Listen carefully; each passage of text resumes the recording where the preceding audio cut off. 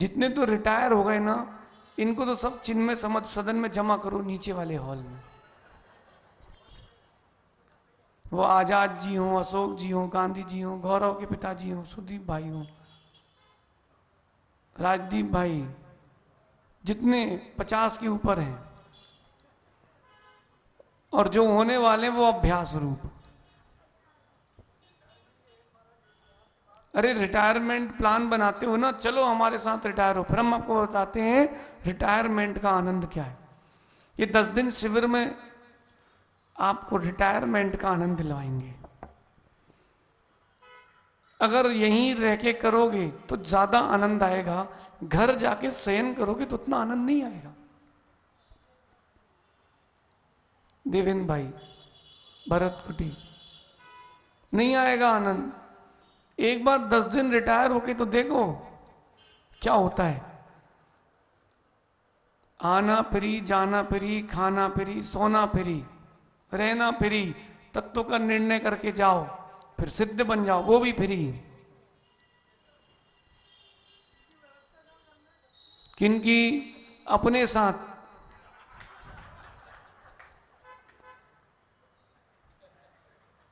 समझ गए अजित, हमसे लोग कम क्यों कहते हैं? उनको पता है कि बोलो नहीं कि जवाब मिल जाए तुरंत।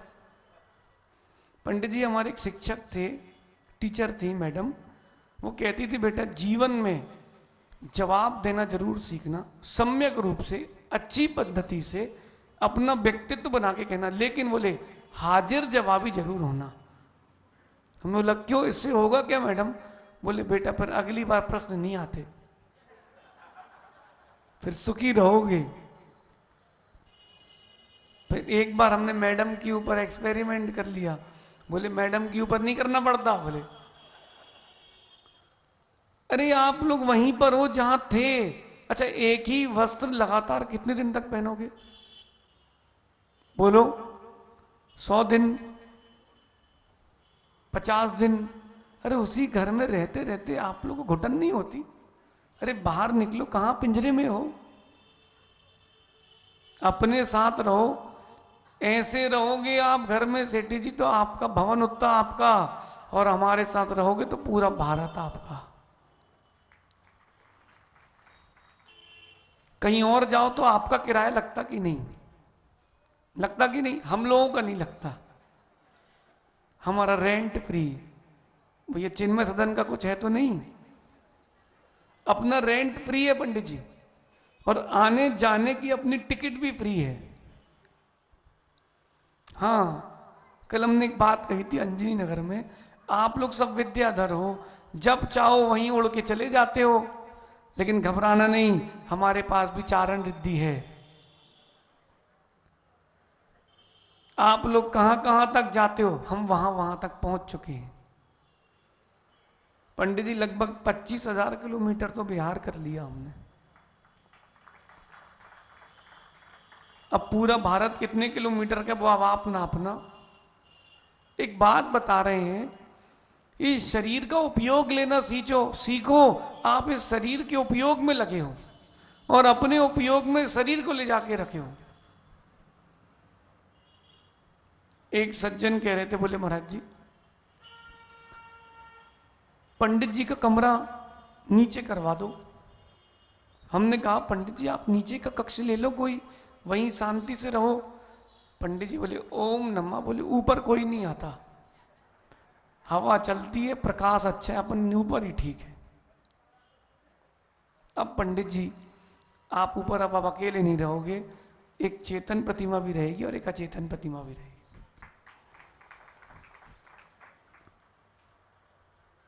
फिर आप देखना देखना तुम। मैं ये सोच रहा था कि इतना चढ़ करके 15 सीढ़ियां चढ़ के जाते हैं, 20 सीढ़ियां, पंडित जी थकते नहीं हो? सुनो सैयद सागर जी, ये चढ़ना उतरना बंद कर देंगे तो टिक जाएंगे। चलते रहोगे तो वो मार्ग में घास नहीं होती, और चलना बंद कर दो तो काई भी आ जाती है। इसलिए पंडित चलते रहो, मशीन चलती रहेगी सो चलते रहोगे। इस शरीर को काम लो, इससे काम लो। आप लोग क्या करते हो, इसके अनुसार चलते हो, इसको अपने अनुसार चलाओ ना। अच्छा, व्रतों में 10 दिन आपके अनुसार चलता कि नहीं है शरीर, फिर 11वें दिन कौन सा बेहतर लग जाता है? हैं? हैं? 10 दिन की कसर 11वें दिन? अरे भैया, व्यक्ति तो 12 बजे से ही सब व्यवस्था करके रखता है। कितने बज गए? 5। हाँ, 10 मिनट और। हरी सब्जियों के, अरे आप ये तो बताओ आजाद जी, हरी सब्जियों के कम हो जाते हैं, अपने कैसे हो जाते हैं? हाँ, अरे आप समझो, ये शरीर से ममत्व मत करो, इस शरीर से काम निकालो। आप रमेश जी कितने ही खिला लो, मोटा तो हो नहीं रहा। नहीं, ये कह रहे थे, बोले हम इतने साल से देख चुके हैं, कुछ हो तो रहा नहीं है, अपन साधना कर लेंगे, इससे काम निकालो। इसको बहुत दे दिया टाइम,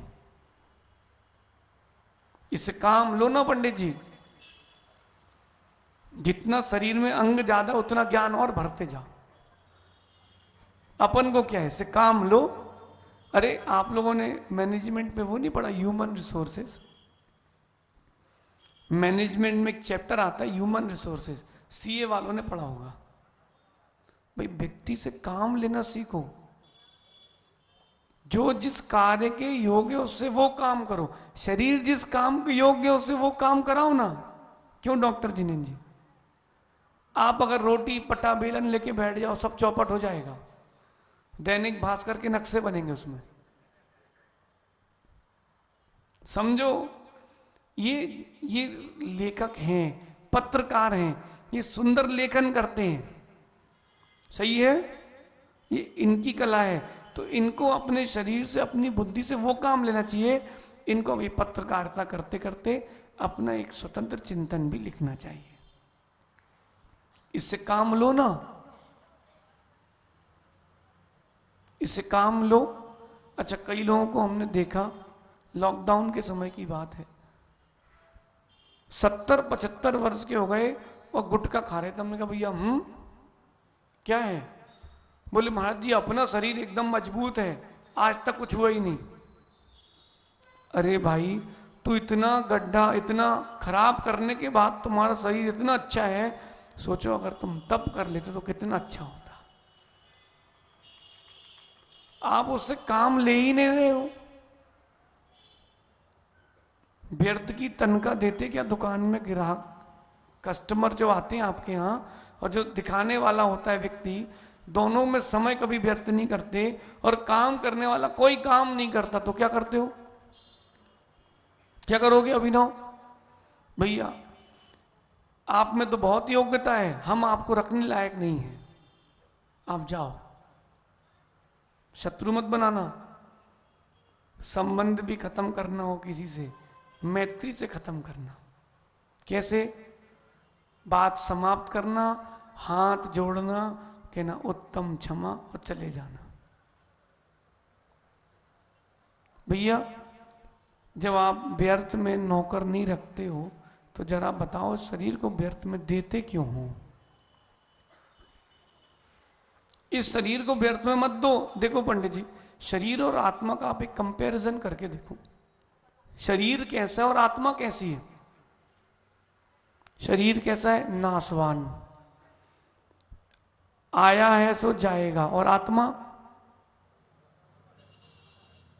आत्मा का नहीं होता विनाश, आत्मा तो अजर अमर है।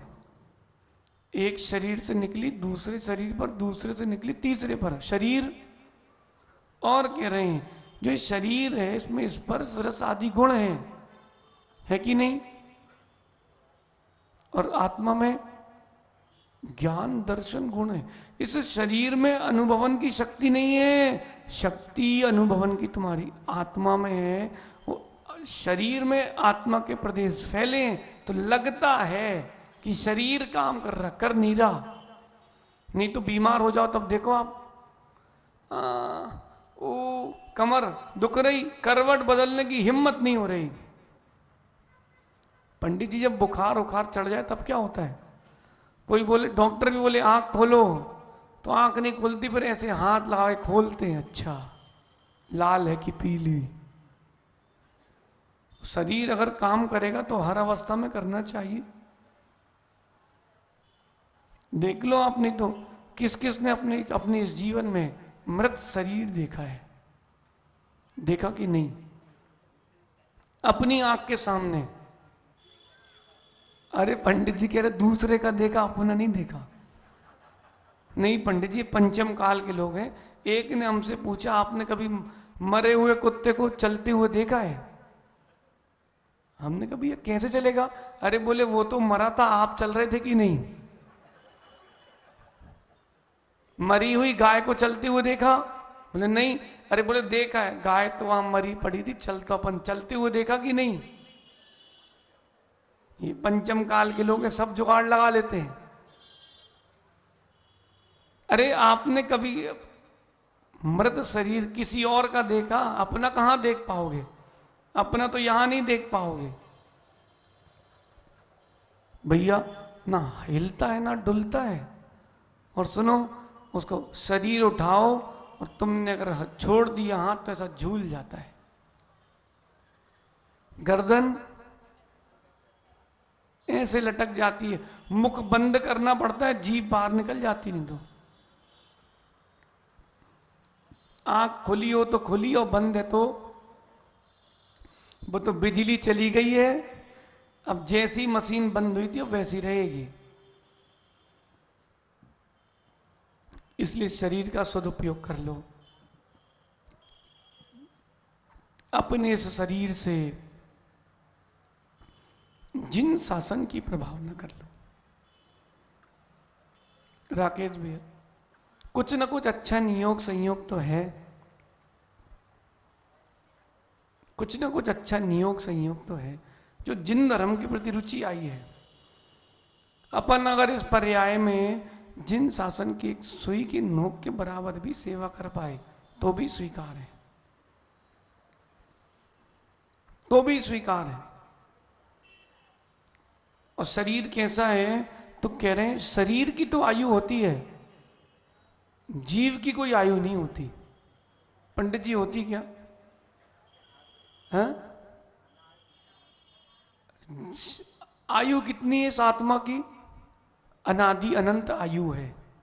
और जो स्थिति आप बांधते हो वो किसकी है? वो नामकरण की, शरीर की है। इसलिए उस स्थिति में तो अपकर्षण उत्कर्षण होता है, आयु में होता है। बोलो ना, अपकर्षण उत्कर्षण होता है आयु में पंडित जी। बद्धिमान में, बुद्धिमान, लेकिन आयु का संक्रमण नहीं हो सकता, बिल्कुल किसी परिस्थिति में नहीं हो सकता।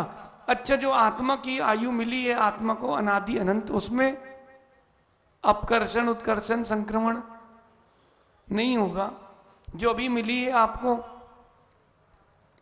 ये आजाद जी, कोई भरोसा मत करना भैया, कोई भरोसा नहीं किसी का। पिछले साल कई चातुर्मास तो हुए थे स्थापना के साथ पूरे भारत में, और स्थापना हुई और 5-7 दिन बाद समाधि। ऐसे भी साधक थे। आचार्य ज्ञान सागर जी बढ़िया शाम को आचार वंदना किए और जहां बैठे बैठे। अब देखो शरीर की क्या स्थिति, छोड़ के चला गया। और ये जो शरीर है दुखद है, दुखद कैसा है पंडित जी? शरीर कैसा है? दुखद है, दुख देने वाला है, सुख देने वाला नहीं है। भैया ये मत सोचना कि महाराज जी ऊपर स्टेज में अच्छा नया लकड़ी का पाटा, आओ बैठो कपड़े उतार के। अरे पंडित जी लगता है, अच्छा महाराज जी तखत पे? हाँ भैया तखत पे, जरा आओ तो तखत पे। ये शरीर सुख देने वाला नहीं है, दुख देने वाला ही है। इससे काम लो और आगे बढ़ो।